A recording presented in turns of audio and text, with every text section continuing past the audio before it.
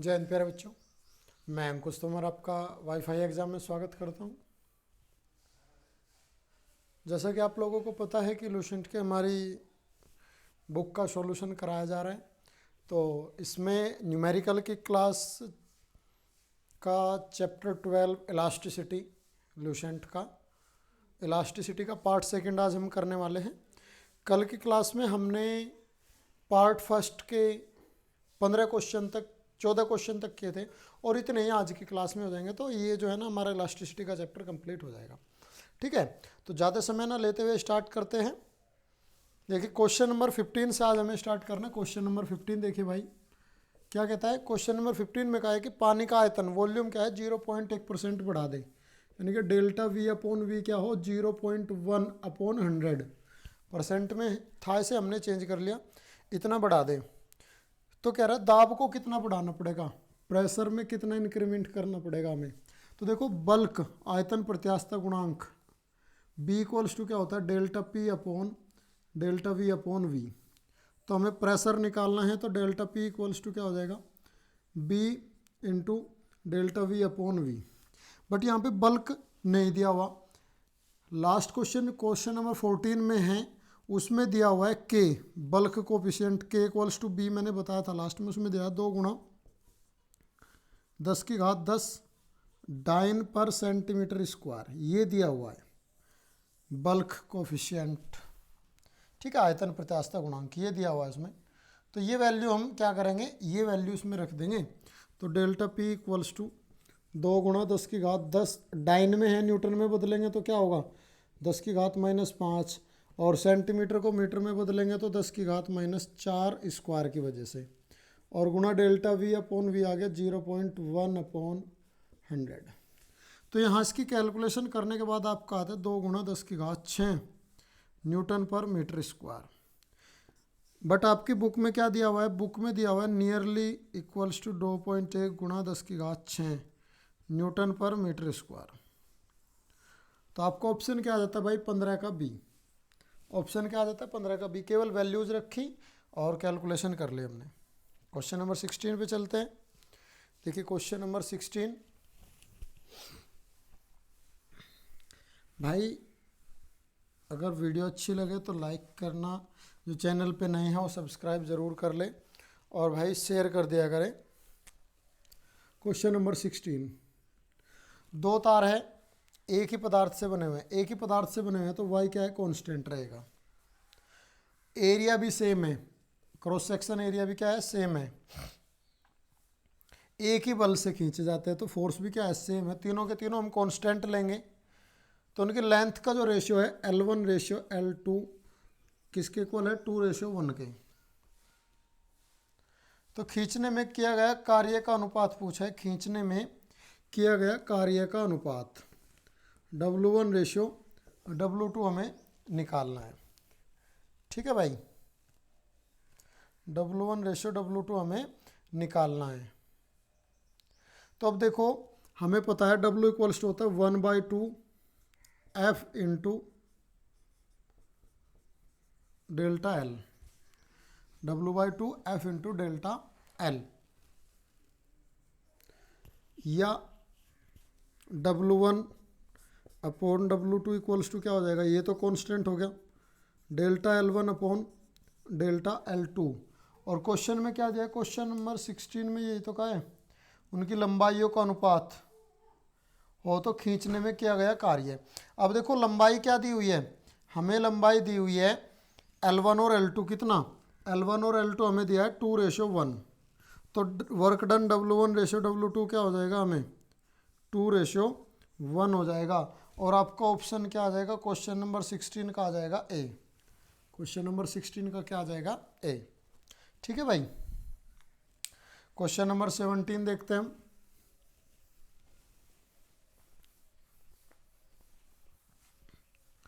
Question number 17 में कहा है 17 में इसी प्रश्न में यदि तारों की लंबाई क्या हो सेम हो तो किए गए कार्य का अनुपात क्या होगा। यदि रेडियस का अनुपात दे दिया इसने इस बार, इसी क्वेश्चन में रेडियस का रेशियो दे दिया 1:2। ठीक है, और क्या कहा है, लंबाई समान कह दी। लंबाई क्या कह दी भाई, समान कह दी। ठीक है, तो ऊपर वाले प्रश्न में क्या था, वाई भी सेम था,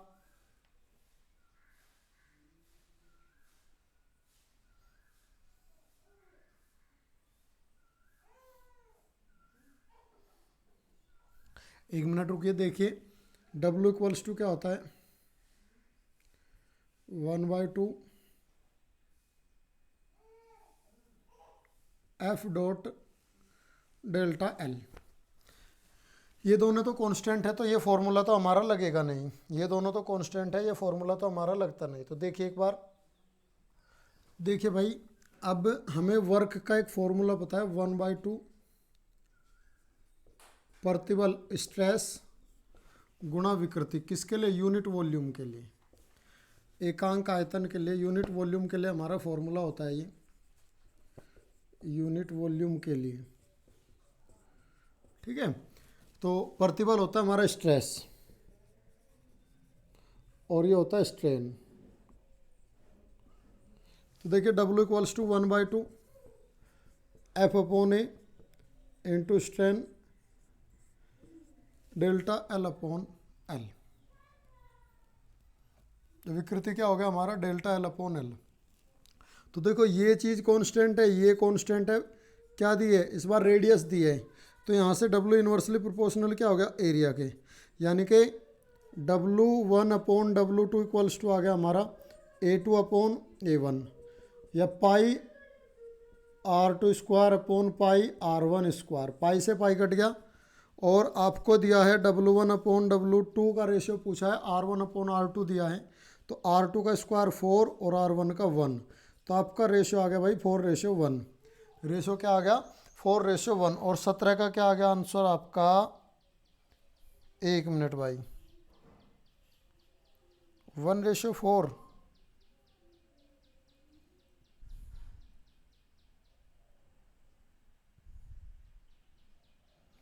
एक मिनट रुकिए, 4:1 या 1:4,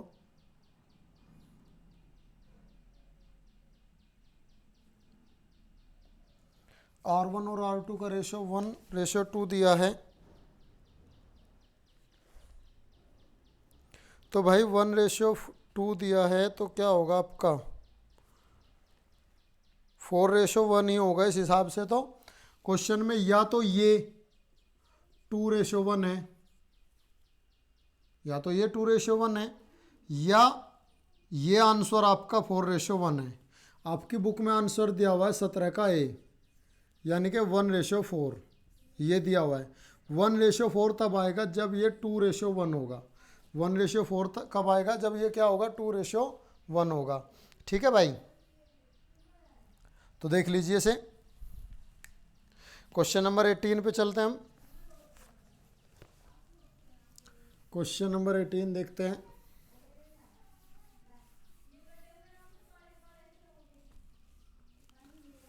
क्वेश्चन नंबर 18 देखिए भाई, क्वेश्चन नंबर 18 में कहता है एल लेंथ आर रेडियस का यंग प्रत्यास्थ गुणांक वाई है। इसके बाद कहता है कि भाई अगर लेंथ को क्या कर दिया जाए, लेंथ को कर दिया जाए L/2 और रेडियस को कर दिया जाए R/2, तो यंग कोफिशिएंट क्या होगा। यंग कोफिशिएंट क्या है, ये तो कांस्टेंट होता है यंग गुणांक, तो ये तो क्या रहेगा, ये वाई ही रहेगा। ये तो क्या रहेगा भाई, वाई ही रहेगा। तो आपका ऑप्शन आ गया 18 का बी। क्वेश्चन नंबर 19, ये क्या कहता है, लोहे की एक निश्चित आयतन में एल लंबाई का तार बनाया गया, नियत बल निश्चित बल से खींचा गया, तो विकृति किसके अनुक्रमानुपाती होगी। देखो भाई, विकृति पूछा है इसने, एक मिनट, विकृति एक्स का है ना, सॉरी विकृति नहीं, विस्तार का है। इसमें जो वृद्धि होगी वो किसके प्रोपोर्शनल होगी, वृद्धि किसके प्रोपोर्शनल होगी, अगर कांस्टेंट फोर्स से उसे खींचा गया है और वॉल्यूम क्या है, एक नियत वॉल्यूम है। तो देखिए भाई, y इक्वल्स टू एक फॉर्मूला होता है हमारा, y इक्वल्स टू होता है हमारा स्ट्रेस अपॉन स्ट्रेन, प्रतिबल बटे विकृति। ठीक है, प्रतिबल हो गया F अपॉन ए और आपका स्ट्रेस हो गया x अपॉन एल। भाई स्ट्रेस क्या हो गया, चेंज कितना हुआ इसमें x और ये हो गया l, तो y इक्वल्स टू आ गया आपका एफ एल अपॉन ए एक्स। हमें x चाहिए तो x ले आए इधर, हम x इस साइड ले आए तो क्या हो गया हमारा एफ एल अपॉन ए वाई। देखो क्या कहा है क्वेश्चन में, क्वेश्चन में कहा है आपका कि भाई नियत बल से खींचा गया तो ये कांस्टेंट हो गया। निश्चित आयतन है, आयतन क्या होता है, वॉल्यूम इक्वल्स टू होता है ए इंटू एल। वॉल्यूम क्या होता है, ए इंटू एल। जब आयतन निश्चित है तो एरिया भी क्या होगा, निश्चित होगा, तो एरिया भी क्या हो गया भाई, कांस्टेंट हो गया हमारा जब आयतन निश्चित है। और ये तो ऑलरेडी कांस्टेंट है ही, तो यहाँ से x किसके प्रोपोर्शनल आ गया, x प्रोपोर्शनल आ गया लेंथ के। x डायरेक्टली प्रोपोर्शनल किसके आ गया, एक मिनट भाई, वॉल्यूम कांस्टेंट का है ना, लेंथ के नहीं, एक मिनट रुको, वॉल्यूम कांस्टेंट का है तो a इक्वल्स टू यहाँ से क्या आ जाएगा, a इक्वल्स टू आ जाएगा यहाँ से v upon L, v upon L आ जाएगा। तो यहाँ रखेंगे हम x इक्वल्स टू क्या हो गया F L upon V Y, और ये अपॉन वाला एल कहाँ चला जाएगा, ऊपर इनटू में, तो यहाँ से आ गया x equals to F L square upon V Y. अब ये सारी चीज़ कांस्टेंट है तो x डायरेक्टली प्रोपोर्शनल हो गया l के स्क्वायर के। x डायरेक्टली प्रोपोर्शनल किसके हो गया भाई, l के स्क्वायर के। और आपका ऑप्शन आ गया C, 19 का क्या आ गया ऑप्शन C, ठीक है। वॉल्यूम कांस्टेंट का है, एरिया नहीं कहा, तो एरिया की वैल्यू यहाँ से निकालेंगे, क्या हो जाएगा v अपॉन एल, और यहाँ रख देंगे, तो ये आ गया हमारा x प्रोपोर्शनल आ गया l स्क्वायर के। क्वेश्चन नंबर 20 पे चलते हैं, नेक्स्ट क्वेश्चन पे। देखिए भाई क्वेश्चन नंबर 20 कहता है कि सही रिलेशन कौन सा है, ये तो आपको याद रखना पड़ेगा। 20 का सही रिलेशन क्या है, ऑप्शन नंबर ए है हमारा y इक्वल्स टू 9 ईटा के अपॉन 3k प्लस ईटा, ठीक है। ये सही रिलेशन है, ये तो आप याद रख सकते हैं और याद रखना ही होगा। ईटा क्या है, दृढ़ता गुणांक है, रिजिडिटी कोफिशिएंट है, और k क्या है, बल्क कोफिशिएंट है, ठीक है, और y क्या हमारा यंग कोफिशिएंट है। तो ये रिलेशन होता है तीनों में सही। क्वेश्चन नंबर 21 इम्पोर्टेंट क्वेश्चन है। क्या कहता है भाई, एक लटकता हुआ तार है, एक तार यहाँ से हैंग कर रहा है, ये तार इस तरह से क्या हैंगिंग तार है, जिसकी लेंथ क्या है l है। लटकता हुआ तार क्या कर रहा है, हैंगिंग कर रहा है, उसकी रेडियस क्या है, रेडियस है r, ठीक है। और उसे 30 डिग्री के कोण पर ऐंठा जाता है। जब इसे ऐंठा जाएगा कितने एंगल पे, 30 डिग्री के, तो ये क्या इस तरह से ऐंठा जाएगा, कितना एंगल होगा ये ऐंठन का एंगल। देखो इसे मैं अलग से बनाऊंगा, अब इस तरह से ऐंठा गया तो ये एंगल कितना हुआ 30 डिग्री, और इसकी रेडियस इसी बीच में घूमी, इसकी रेडियस क्या हुई, इसी बीच में घूमी ना ये पूरी r। तो देखो क्या हो जाएगा,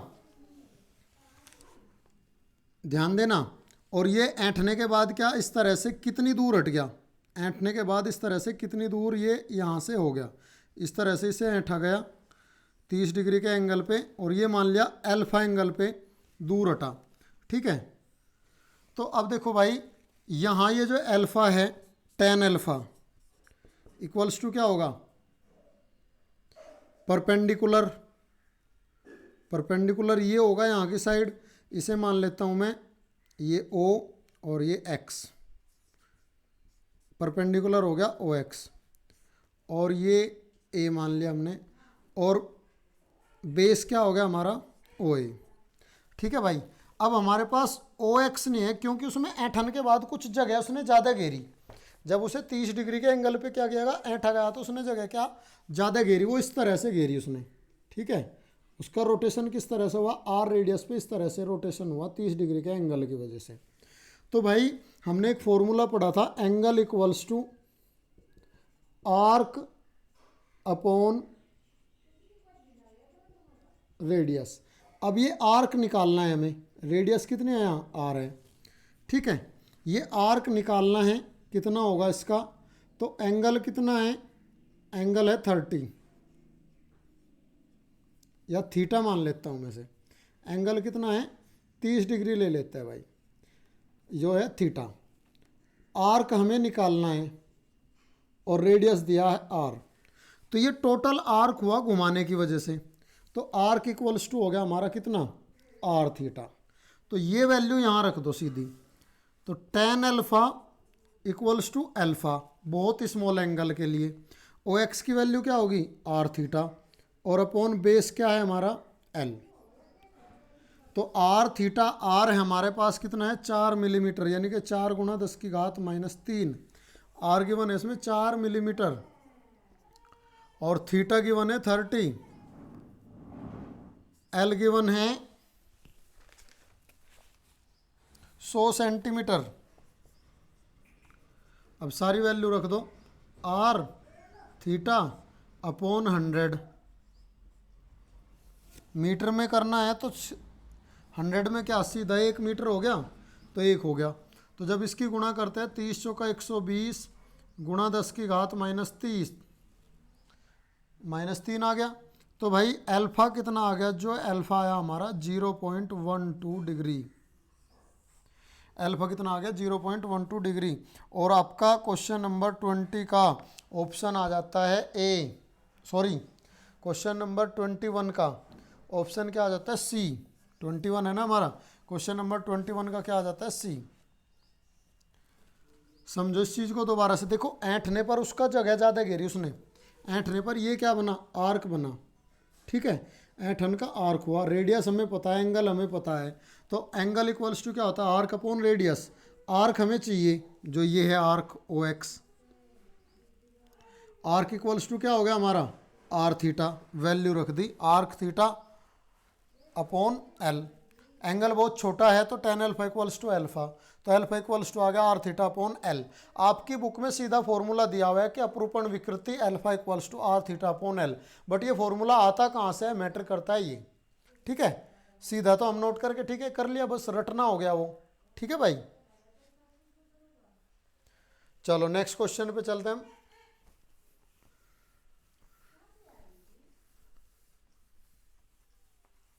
क्वेश्चन नंबर 22, देखिए क्वेश्चन नंबर 22 क्या कहता है, ये कहता है कौन सा सही है एनर्जी के लिए। भाई एनर्जी का एक फॉर्मूला हमने पढ़ा है, U या W इक्वल्स टू 1/2 प्रतिबल गुणा विकृति गुणा आयतन। अब ये तो इसमें कहीं है ही नहीं, ये तो इसमें कहीं है ही नहीं, विकृति और आयतन जरूर है, तो प्रतिबल को हटा ले हम, स्ट्रेस क्या होता है y इक्वल्स टू होता है हमारा प्रतिबल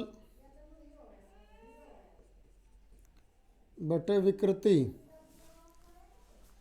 प्रतिबल बटे विकृति। तो क्या आ जाएगा प्रतिबल बराबर y गुणा विकृति, y गुणा विकृति का स्क्वायर और गुणा आयतन, तो ये नहीं बनता, ऑप्शन है ही नहीं। तो विकृति की वैल्यू निकाले, तो यहाँ से विकृति equals to strain equals to क्या आ जाएगा, स्ट्रेन इक्वल्स टू आ जाएगा हमारा प्रतिबल स्ट्रेस अपॉन वाई। तो यहाँ रख दो इसे, इसे यहाँ पुट कर दो, तो U इक्वल्स टू हो गया भाई 1/2 प्रतिबल का स्क्वायर, स्ट्रेस का क्या हो गया स्क्वायर हो गया, अपॉन वाई और इनटू आयतन वॉल्यूम। तो ये वाला फॉर्मूला बनेगा आपका राइट, और आपका 22 का आ गया भाई सी, 22 का क्या आ गया सी आ गया हमारा। क्वेश्चन नंबर 23 देखिए, क्वेश्चन नंबर 23 कहता है कि भाई 1 वर्ग सेंटीमीटर स्क्वायर का एरिया क्या है 1 सेंटीमीटर स्क्वायर एरिया है, क्रॉस सेक्शन एरिया है 1। स्टील के तार को उसकी लंबाई के बराबर खींचना है, यानी कि डेल्टा एल इक्वल्स टू क्या होना है, एल होना है। वाई इक्वल्स टू दे दिया 10⁻11 न्यूटन पर मीटर स्क्वायर।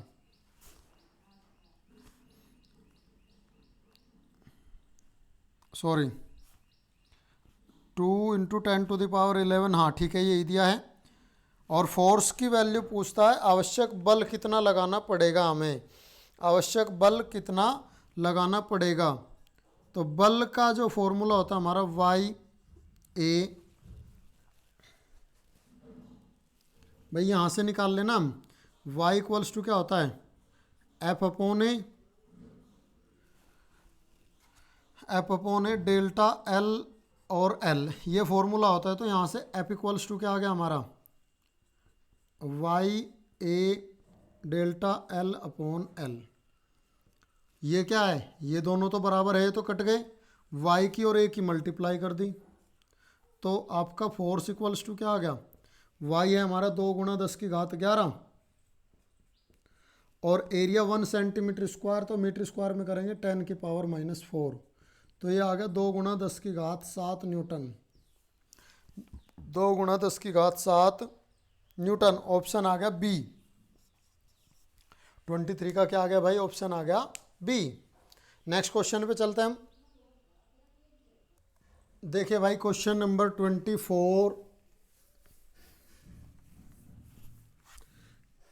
क्या कहता है, क्वेश्चन नंबर 24 कहता है 2 मीटर लंबे और 10⁻⁻6 मीटर स्क्वायर एरिया, एल दे दिया 2 मीटर, एरिया दे दिया 10⁻⁻6 metre square, cross section area दे दिया, और वाई दे दिया 2 × 10⁻11 न्यूटन पर मीटर स्क्वायर। तार की लंबाई में कितना इंक्रीमेंट किया, डेल्टा एल कर दिया भाई 1 mm, यानी कि 1 × 10⁻³ मीटर। तो वर्क डन कितना होगा, डब्लू पूछता है वर्क डन कितना होगा, ठीक है भाई। तो वर्क डन का हमारा फॉर्मूला होता है 1/2 वाई गुणा 1/2 वाई गुणा विकृति का स्क्वायर, यानी कि delta L upon delta L का square into A into L. तो W equals to 1/2 Y delta L square A into L, L से ये कट गया, वैल्यू रख दो 1/2, वाई है 2 × 10⁻11 डेल्टा एल स्क्वायर, यानी कि 10⁻³ का स्क्वायर हो गया -6 अपॉन एल, एल है हमारा 2 और ए है 10⁻⁻6, 2 से 2 कट गया, ये आ गया 10 की पावर, ये आ गया 1/20, कितना आ गया भाई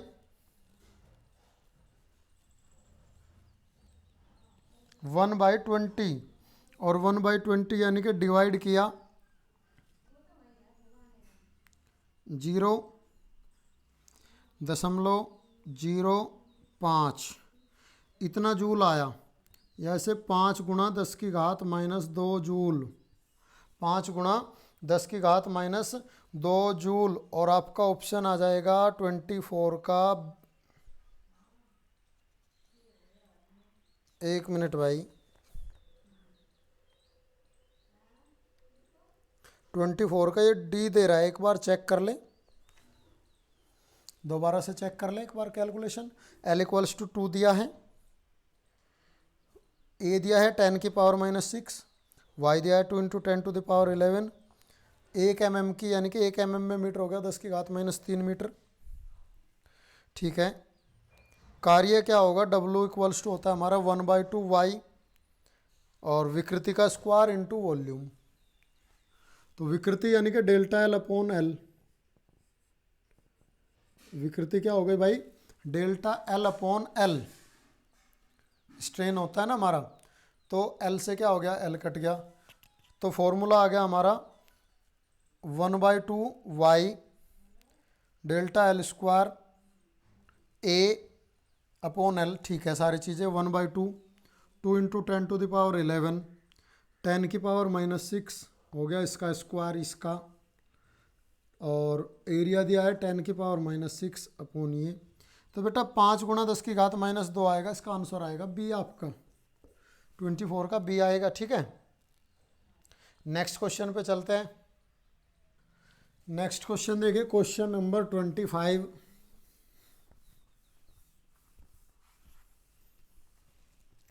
क्वेश्चन नंबर 25 में क्या कहा है?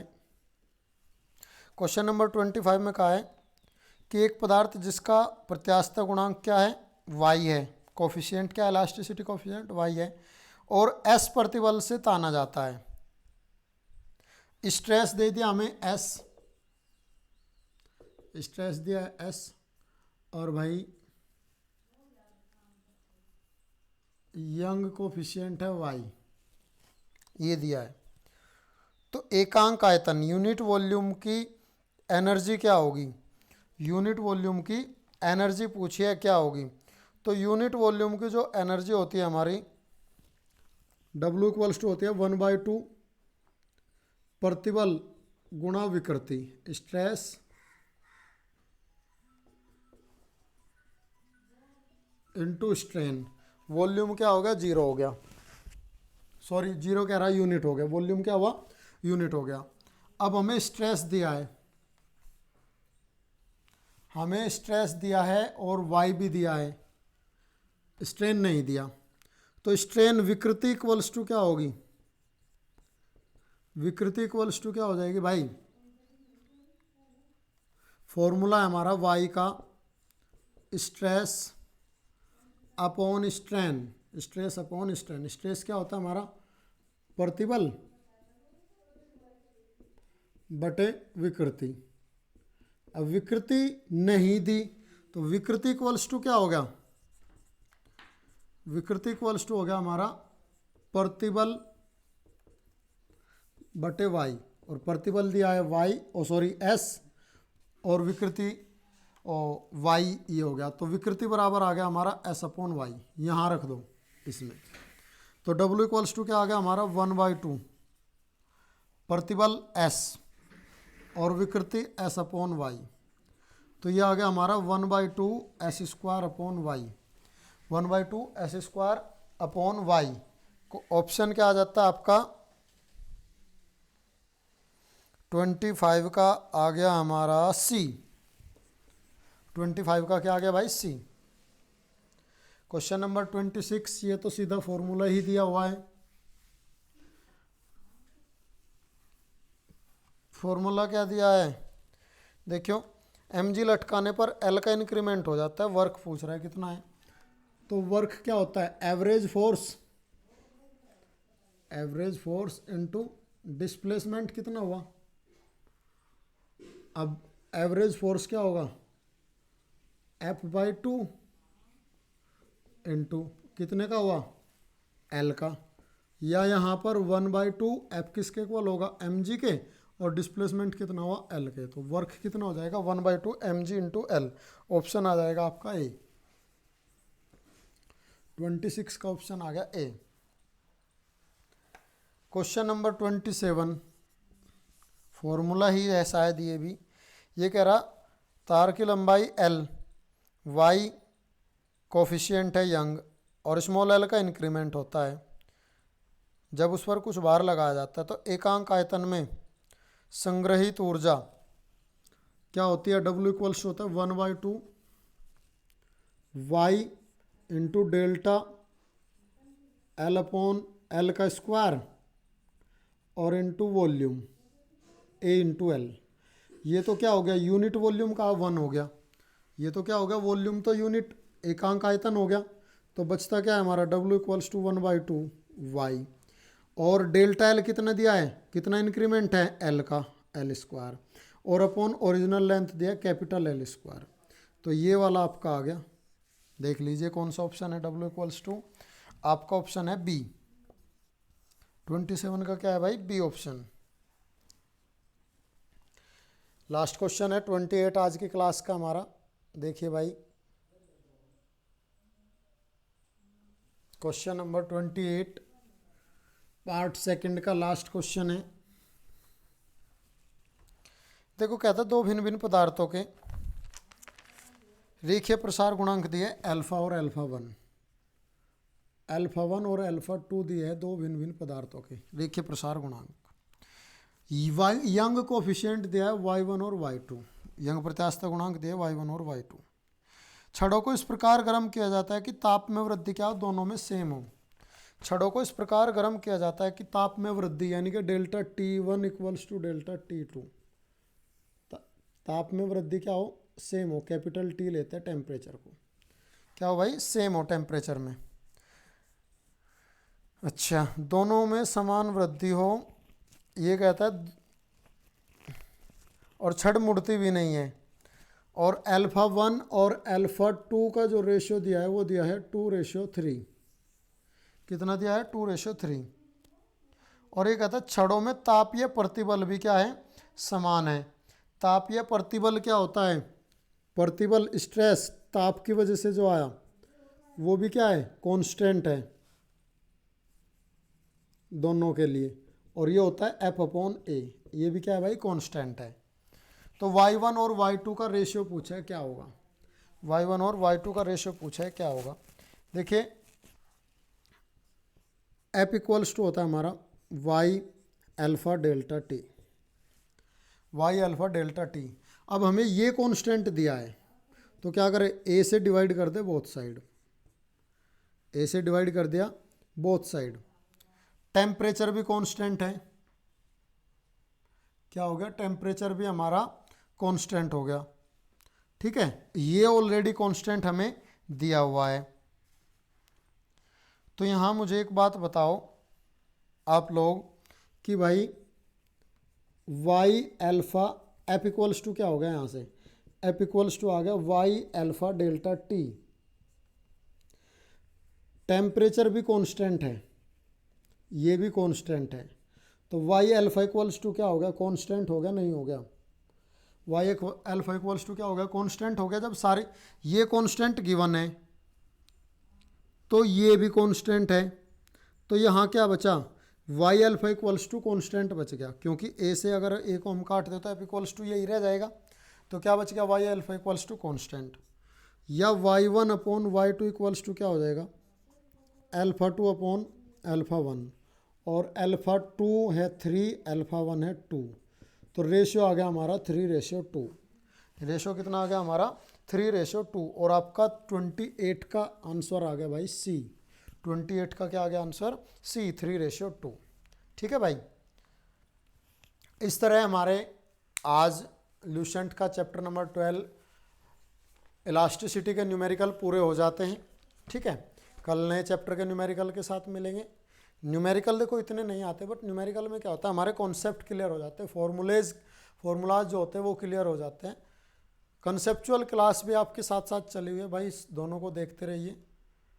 ठीक है, और आप सभी को पता है कि यूनिवर्सल बुक है एयरफोर्स, नेवी, एनडीए के लिए ल्यूसेंट की, इससे बाहर शायद ही कोई क्वेश्चन बनते हैं। ठीक है, तो इन्हें कर लीजिए, एग्ज़ाम फतेह होगा। ठीक है, तो आज के लिए बस इतना ही बेटा। थैंक यू वेरी मच, जय हिंद सभी को।